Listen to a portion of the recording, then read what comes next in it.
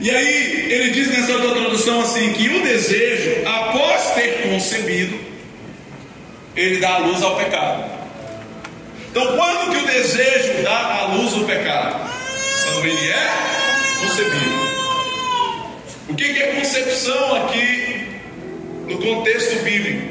O entendimento aqui é quando engravida. Inclusive algumas traduções trazem essa palavra, engravida. O desejo engravida.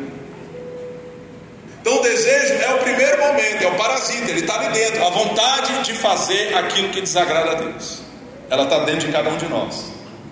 O ponto é, o que nós vamos fazer isso? Aí, o que nós vamos fazer com isso? Aí ele fala, aí quando ele engravida, aí ele dá luz ao pecado. Então já passou do campo de só desejar algo para você começar a gerar algo e isso se transformar numa atitude. E aí ele diz, e o pecado, após ter sido concebido, ali gera a morte. Fala comigo, é um caminho. Mas é um caminho que começa onde? No mau desejo que está dentro de cada um de nós. E por isso eu falei que cada vez mais insano você pregar isso, que você deve negar-se a si mesmo, que você deve negar o seu desejo, porque o que a gente escuta é justamente o contrário. Cada vez mais o discurso deste século, não se amodem ao padrão desse século, cada vez mais o discurso deste século, que é desde o Éden, é qual? Você precisa fazer o que você tem vontade de fazer. Sim ou não? Você tem que seguir o seu desejo. Mas Jesus, o Senhor, está nos ensinando aqui na palavra que nós devemos negar o nosso desejo. Que o mau desejo, a palavra de Deus para Caim, será contra ti, mas cumprirá você dominar. Você pode me ajudar a pregar e dizer para alguém aí perto de você assim, ó, cumpre a você. Fala assim, não cumpre ao seu pastor, não cumpre ao seu líder, não cumpre a Deus, cumpre a você. É você que vai dizer não. E não, e diga profeticamente para ele agora com autoridade, e você vai dizer não para o mau desejo que tenta te destruir. Você pode dizer amém? Você está aqui nessa noite? Quantos estão aqui dispostos a dizerem não para todo mau desejo?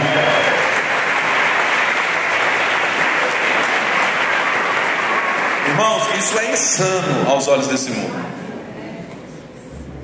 É a loucura de Deus. O apóstolo Paulo escreveu dizendo que nós somos loucos por causa de Cristo. Quando Paulo escreve somos loucos por causa de Cristo, 1 Coríntios 4,10, ele não está dizendo que nós temos um atestado de doença mental e somos diagnosticados com loucura. Ele está dizendo que aos olhos desse mundo nós parecemos loucos. É disso que ele está falando.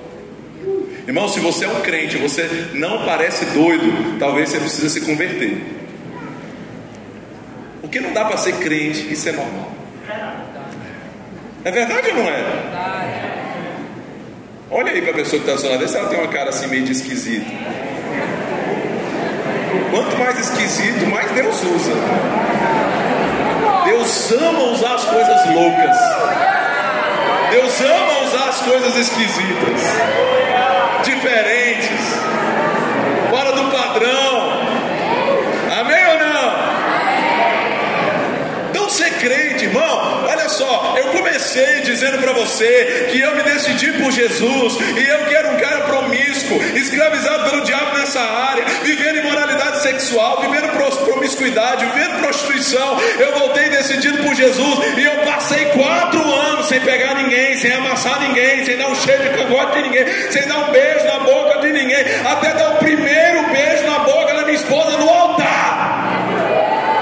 Que é isso? Loucura. Como assim, irmão? Os crentes chegavam para mim e falavam, como assim você não vai dar nenhum beijo nela antes de casar? Eu não estou dizendo que tem que ser esse padrão, amém ou não? Cada um conhece aquilo que tem diante de Deus. Eu fiz essa escolha, eu escolhi qual é o testemunho que eu ia estar contando para você aqui. Aleluia. Eu voltei daquele ponto decidido, Senhor, eu quero ser um louco por Ti, eu quero Te amar, eu quero me guardar, eu quero, sabe, Deus, me ajuda a vencer nessa área, esse parasita, esse mau desejo que está aqui dentro. E aí eu estava no parque da cidade poucos meses depois, uma conferência de jovens com milhares de jovens. Eu estava no meio de uma multidão, era só um jovem que tinha acabado de me reconciliar com o Senhor, desesperado para fazer a vontade de Deus. E eu ouvi o testemunho de um rapaz lá de Manaus, contando o testemunho como ele casou assim. Naquela hora, no meio daquela multidão, eu olhei para aquele cara e eu falei: eu quero ser doido igual esse maluco aí. Eu quero ter esse testemunho para contar. E ali eu escolhi. Qual é o testemunho que eu estou contando para você hoje aqui? Ei, você vai escolher qual o testemunho que você vai contar amanhã. Sabe quando você escolhe isso? Hoje. É uma decisão, amém ou não? Aleluia. Mas tinha um parasita dentro de mim. E a gente precisa entender, eu quero te dar duas coisas aqui para a gente vencer diariamente esse parasita. A primeira coisa, eu preciso reconhecer qual é o mau desejo que tem dentro de mim. Sabe, eu preciso, é impossível você ajudar alguém que não reconhece que precisa de ajuda. É impossível você ser transformado numa área da sua vida que você não reconheceu que você precisa disso.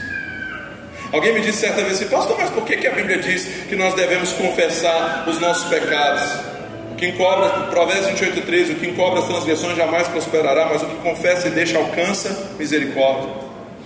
Tiago capítulo 5 verso 16: se confessares as vossas culpas uns aos outros, sereis curados. Para que eu preciso confessar, pastor? Deus sabe.